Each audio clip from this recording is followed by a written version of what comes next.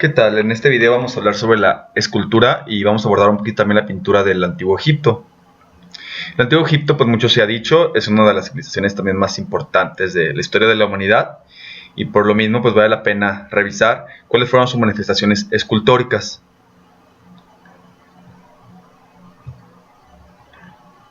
Dentro de las características hablamos de que va a ser utilizada la escultura de bulto redondo. Aquí vamos a ver que va a tener una función eminentemente religiosa, ya que las tumbas van a servir de apoyo para el alma del difunto.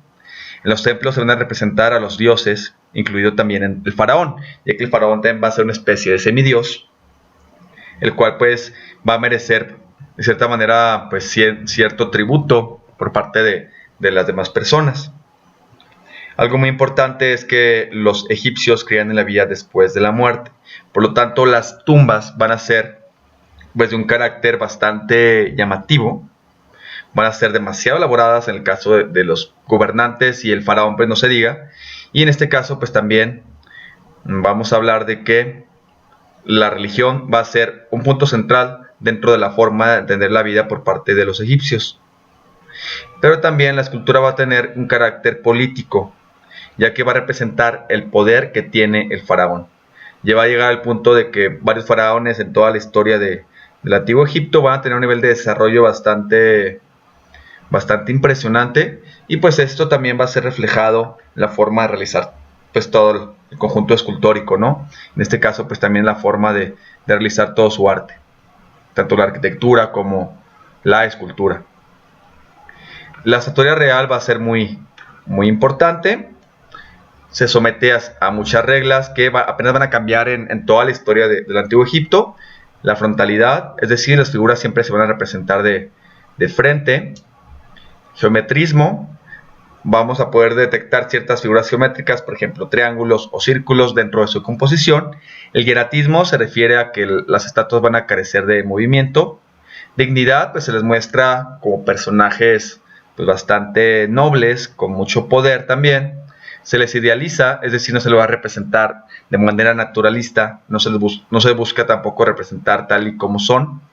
Sí, y también vamos a hablar de que existe una jerarquización, es decir, a los personajes más poderosos se les representa de un tamaño más grande, y a los que no son tan poderosos, pues o a los esclavos se les representa de un tamaño pequeño, ¿no?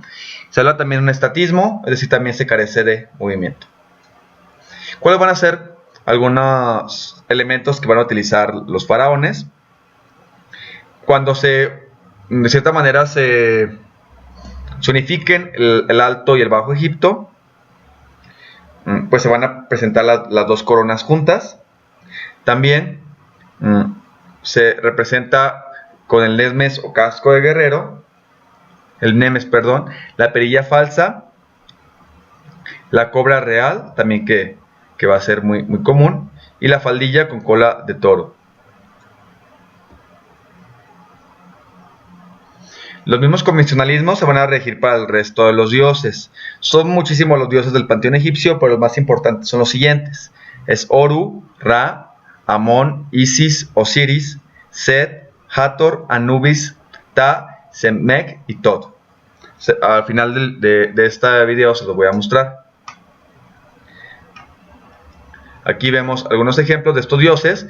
Algunos van a tener características antropomorfas, es decir, características animales que se conjuntan con características humanas. Por ejemplo, a la diosa Sekhmet se le muestra con cara de león o cabeza de león, y a la diosa Hathor se le muestra casi siempre con cuernos y en medio del disco solar. Va a ser muy común también la estatuaria civil, es decir, la estatuaria que representa a otros dignatarios, sacerdotes y funcionarios, principalmente los escribas y los alcaldes. Hay una mayor libertad en las formas y en la composición, aunque también vemos que continúa el hieratismo, ¿no? Vamos a encontrar representaciones de sirvientes o esclavos para atender las necesidades del difunto en la otra vida. Este tipo de representaciones va a ser muy común dentro de las tumbas. Van a existir convencionalismos, por ejemplo, el canon de los 17 puños, es decir, una figura una figura humana está compuesta por los 18 puños, es decir, pues obviamente se pone la palma de la mano el puño y eso sería como base de medida. Va a haber hieratismo, falta de expresión, un pie adelantado, se le representa de perfil, los brazos pegados al cuerpo, rigidez en los ropajes, no se representa la textura del ropaje, al contrario, ¿no? Hay una rigidez, carece de movimiento, se idealiza la anatomía a partir de los números, a partir de las matemáticas. Va a haber una perspectiva jerárquica, como ya les comenté, los personajes más importantes se representan de mayor tamaño. ¿Qué tipología vemos? Figuras individuales en posición sedente, es decir, con la mano sobre las rodillas, de pie con brazos pegados al cuerpo, de rodillas a modo de ofrenda, y estatua bloque en el que solamente va a sobresalir la cabeza de las manos. Estas casi siempre van acompañadas de escritura, como se puede ver en la parte inferior. También vamos a ver que va a ser muy común que algunos gobernantes rindan tributo a ciertas deidades, como podemos ver en la otra imagen. Grupos familiares normalmente van a representar a funcionarios junto con sus esposas, aparecen sentados o de pie, y muchas veces también se les representa junto con sus hijos, como podemos ver en la imagen de abajo. Se representa también a grupos de dioses, ya sea en diadas o triadas, o muchas veces se representa a los faraones acompañados por sus esposas o acompañados por otros dioses. Como por ejemplo en la parte de abajo vemos a un faraón acompañado por la diosa Hathor y también por la representación de una provincia egipcia. En el Imperio Antiguo vamos a hablar de que la estatua egipcia va a presentar poca evolución, van a seguir reglas muy rígidas desde un principio y hay una individualización. Es decir, se presenta a personajes que no están acompañados. Durante este periodo es cuando se construyen las pirámides, destaca también la esfinge de Giza, dentro de este conjunto funerario llamado Miquerinos. La esfinge de Giza también es una de las estatuas más antiguas y más representativas de este periodo, y se dice que pues dentro, bueno, en la parte de abajo de esta estatua se ven de cierta manera pues muestras de erosión, ¿no? Y de que en este tiempo, pese a que se cree que, bueno, hoy en día pues es un entorno desértico, en esta época podríamos decir, que pues se habla de que había otro tipo de vegetación y la zona pues era más próspera para ser habitada.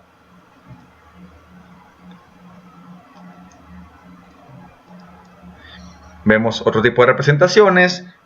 Como ya les comenté, era muy común representar a los funcionarios, como podemos ver aquí. Y la quinta dinastía dentro del Imperio Antiguo tiene algunas de las mejores representaciones de la estatuaria civil. Vemos este ejemplo de madera, de esta escultura de madera, el cual tiene pues tintes un tanto naturalistas, realistas. Aquí no se presenta una idealización. Y se dice que esta escultura tiene mecanismos para ser movida, ¿verdad? Como una especie de autómata. Y se le llama a esta escultura el alcalde del pueblo. Va a ser muy común representar también a los escribas. Los escribas pues eran estas personas que desde pequeños pues eran de cierta manera educados para que aprendieran pues a realizar una escritura adecuada, ¿no? En ese sentido pues no todas las personas podían escribir, no todas las personas eran alfabetizadas, por lo tanto el escriba mantenía un rango bastante importante dentro de la civilización egipcia, ya que pues para ellos también era muy importante la escritura, al igual que para los babilónicos y todos estos pueblos mesopotámicos. Pero en este caso pues se habla de una escritura jeroglífica en la cual se utiliza un conjunto de imágenes para dar a conocer ciertas ideas o conceptos. Posteriormente hablamos del Imperio Medio, en el cual se va a perder la idealización de épocas anteriores, ya van a aparecer expresiones algo atormentadas, se rompe con un canon matemático, se representa un poquito más a los personajes tal y como eran. Va a ser muy común también la reproducción en esta época de modelos de servidores, que serían para atender las tumbas de los difuntos para la vida eterna, como ya comenté que creían ellos en esto de la vida eterna. Posteriormente, con el Imperio Nuevo, van a aparecer obras de gran tamaño, como los colosos de Menón, o también los templos de Abu Simbel, de Luxor y Karnak. Aquí empiezan, imagínense tanto el poder de los faraones, que pues empiezan a tener muchísimos esclavos, los cuales los ponen a trabajar para hacer esas estatuas de características colosales. Vemos que también impera un hieratismo, es decir, carecen de movimiento, se les muestra en actitud serena, pero imagínense el nivel de desarrollo que logró esa civilización para poder construir estas estatuas de un tamaño bastante considerable. Uno de los faraones más importantes, Amenofis IV, va a emprender una reforma religiosa en la que pasan de ser, de cierta manera eran politeístas, es decir, adoraban a varias deidades, a una reforma monoteísta, en la cual, de cierta manera, él va a ser una figura central y va a haber una representación exagerada de sus defectos. Anteriormente existía una idealización, no se mostraba a las personas tal y como eran, pero aquí hay un realismo extremo. Va a ser muy común también la representación de los llamados relieves excavados, los cuales son acompañados de escritura jeroglífica y se muestra a los personajes, por ejemplo, aquí a los faraones junto con ciertas deidades. Amenofis va a imponer el culto al dios Atón, que va a ser el culto solamente monoteísta, o sea, a la deidad solar aquí. Y vemos un ejemplo de la relación que tiene el faraón, en este caso con esta deidad solar. Va a haber mayor también suavidad en los contornos y un poquito más de movimiento. También dentro de este periodo del Imperio Nuevo, pues se tiende un poquito más al realismo extremo, como ya comentamos. Un ejemplo claro es esta estatua de Nefertiti, que era la esposa del faraón que les mencioné, de Amenofis. Y vean el nivel del realismo que se muestra pues esta estatua. Se encuentra en el Museo Egipcio de Berlín y hay una anécdota bastante interesante. Se dice que para poderla llevar hasta Berlín, esta estatua tuvo que ser cubierta por una especie de material que de cierta manera pues impedía ver lo que se encontraba en su interior. Entonces, a partir de esto, eso fue lo que permitió que esta estatua fuera de cierta manera contrabandeada, sacada de Egipto y que fuera a acabar en el Museo de Berlín. Y muestra pues también la idealización de belleza, se le muestra pues una serenidad bastante considerable y pues sería una de las piezas más importantes de toda la escultura egipcia.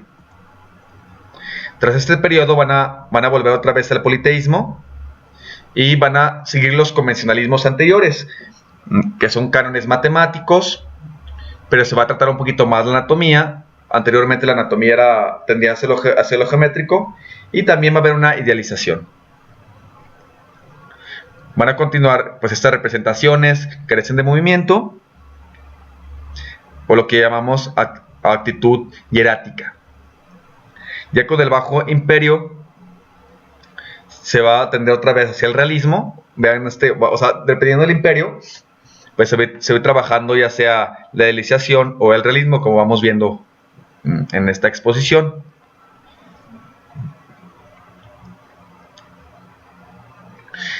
Respecto a la pintura, va a ser muy común en cuanto a la escultura, la representación del bajo relieve, y van a ir unidad muchas veces y se van a utilizar en la decoración de templos y tumbas. Van a ser similares a la escultura, se van a utilizar colores distintos para representar al hombre y a la mujer, y también se habla de la llamada ley de la claridad.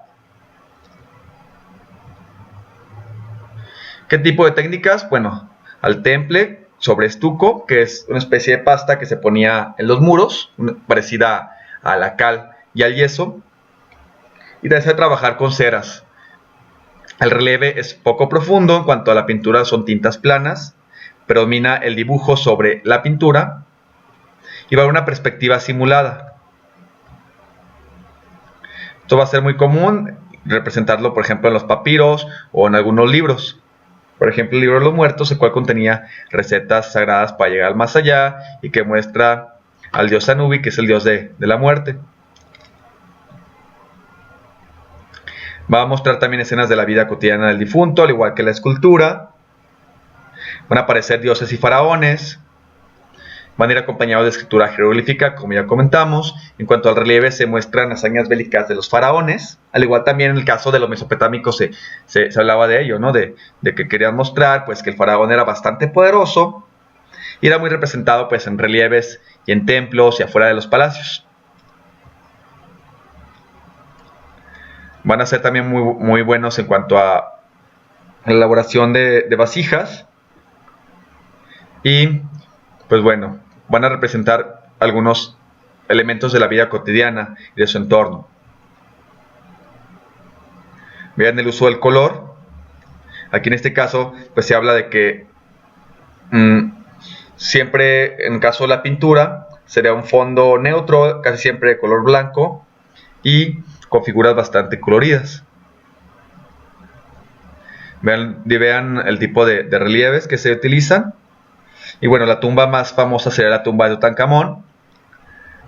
Y leo lo siguiente: la mañana del 4 de noviembre de 1922, 16 escalones aparecían ante el arqueólogo inglés Howard Carter, como el primer paso a una abertura que descendía en una profundidad de unos 4 metros.